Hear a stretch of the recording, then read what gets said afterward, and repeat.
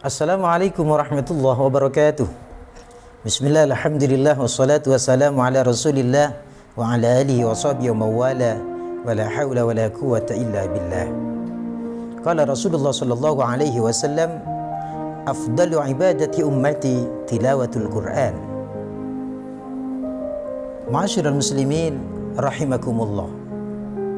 Setiap sesuatu yang berhubungan dengan Al-Qur'an akan bernilai mulia dan agung di sisi Allah Subhanahu wa taala.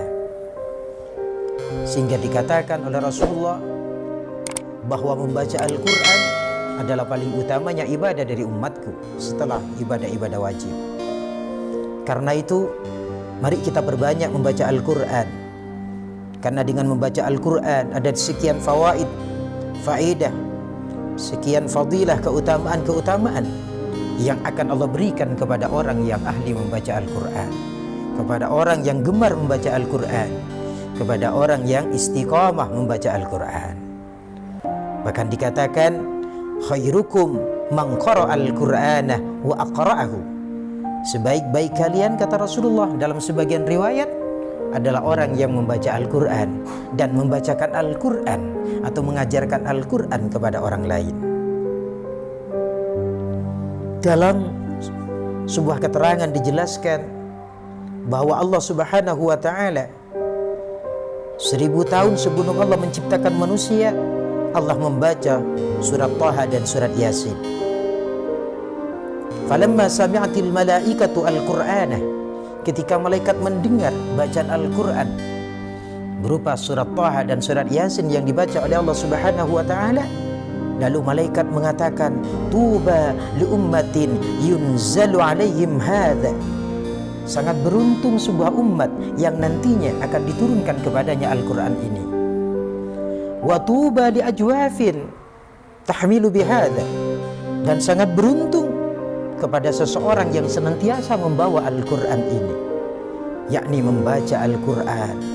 Wa tuba li alsinatin tantiku bihadza. Dan sangat beruntung kepada lisan yang istiqamah dan gemar membaca Al-Qur'an. Ma'asyiral muslimin rahimakumullah.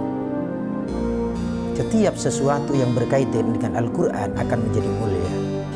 Nabiuna Muhammad sallallahu alaihi wasallam disebutkan sebagai Sayyidul Anbiya wal Mursalin karena diturunkan kepada beliau Al-Qur'an sebagai mukjizatnya.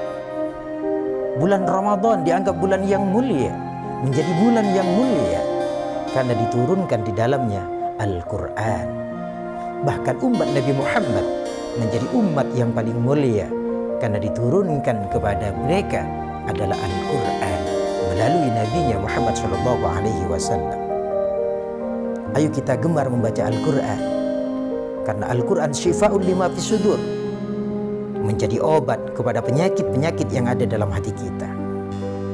Bahkan satu ketika Rasulullah sallallahu alaihi wasallam bersabda, innal qulubah la tasda' kama yasda'ul hadid.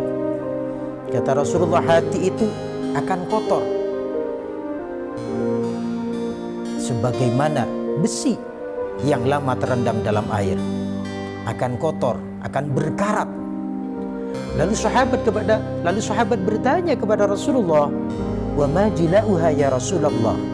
Lalu apa sebagai obat pembersihnya agar hati itu kembali cerah, agar hati itu kembali bersih? Qala, Rasulullah menjawab, tilawatul Qur'an wa dzikrul maut, yaitu membaca Al-Qur'an dan senantiasa ingat terhadap kematian. Jadi dengan membaca Al-Qur'an, hati kita akan bersih. Dengan membaca Al-Qur'an, hati kita akan jernih. Dengan membaca Al-Qur'an, hati kita akan terbersihkan dari setiap kotoran-kotoran yang menempelnya. Ibnu Mas'ud menyampaikan, Iqra'ul Qur'ana fa innakum tu'jaruna alaihi bikulli harfin asyur hasanat. Kata Ibnu Mas'ud, bacalah Al-Qur'an, maka sesungguhnya kalian akan diberi pahala dari setiap huruf yang kau baca dengan 10 kebaikan. Wa ana ingat, inni la aqulu al-harfu alif lam mim. Ingat, aku tidak mengatakan bahwa alif lam mim itu satu huruf. Tapi walakinnal alif harfun wal lamu harfun wal mimu harfun. Alifnya satu huruf, lamnya satu huruf, mimnya satu huruf. Jadi membaca alif lam mim saja berarti kita membaca 3 huruf. 3 huruf yang kita baca dari Al-Quran, per hurufnya kita akan dikasih 10 kebaikan oleh Allah Subhanahu wa ta'ala. Kalau 3 huruf kita baca, berarti 30 kebaikan akan diberikan kepada kita oleh Allah Subhanahu wa ta'ala. Ini per hurufnya. Bahkan Amr bin As menyampaikan, kullu ayatin fil Qur'an darajatun fil jannah wa misbahun fi buyutikum. Setiap ayat yang kita baca dari Al-Quran adalah satu derajat kelak di surganya Allah, sebagai jaminan yang akan kita terima. Satu ayat dari Al-Quran yang kita baca adalah satu derajat dari kemuliaan yang akan diberikan kepada kita kelak di surganya Allah. Nah, kalau kita membaca beberapa ayat, 10 ayat 10 derajat, 100 ayat 100 derajat, kita akan memperoleh banyak derajat.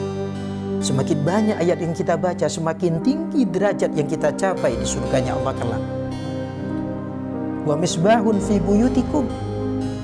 Dan satu ayat dari Al-Quran yang kita baca akan menjadi lampu di rumah-rumah kita. Satu ayat kita baca, satu sinar terang dalam rumah kita. 2 ayat, 2 lampu. 3 ayat, 3 lampu. Cuma lampu ini bukan seperti lampu pada lumrahnya yang kita lihat, akan tetapi menjadi penerang, menjadi penyejuk kepada orang yang ada di rumah tersebut, yang akan menuai keberkahan, yang akan memanggil keberkahan baik kepada rumah yang kita tempati maupun kepada penduduk atau orang yang menempati rumah itu. Jadi satu ayat yang kita baca adalah menjadi lampu dalam rumah-rumah kita. Ma'asyiral muslimin rahimakumullah, betapa besar keutamaan dan pahala serta keistimewaan yang akan kita peroleh ketika kita senantiasa membaca Al-Quran.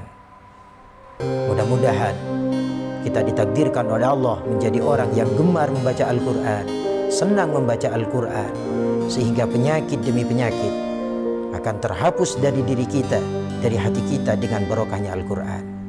Apalagi Sayyidina Ali bin Abi Thalib pernah menyampaikan, salazun yazidna fil hifdhi wa yudhibnal balgham. Ada 3 perkara yang akan menambah kuatnya hafalan dan menghilangkan balgham. Kita tahu balgham itu kadang menjadi sumber penyakit dalam tubuh kita. Apa itu? Yang pertama adalah as-siwak, yang kedua adalah as-siyam, dan yang ketiga adalah tilawatul Quran. Siwak, berpuasa dan membaca Al-Quran. Ma'asyiral muslimin rahimakumullah, semoga kita menjadi ahlullah, semoga kita menjadi orang yang istimewa di hadapan Allah dengan mengistiqamahkan membaca Al-Quran, dengan gemar membaca Al-Quran, sehingga Quran yang kita baca kelak yaumul qiyamah akan menjadi penolong kepada kita. Iqra'ul Qur'ana fa innahu ya'ti yaumul qiyamah syafi'an li ashabi. Wallahu a'lam bishawab. Wassalamualaikum warahmatullahi wabarakatuh.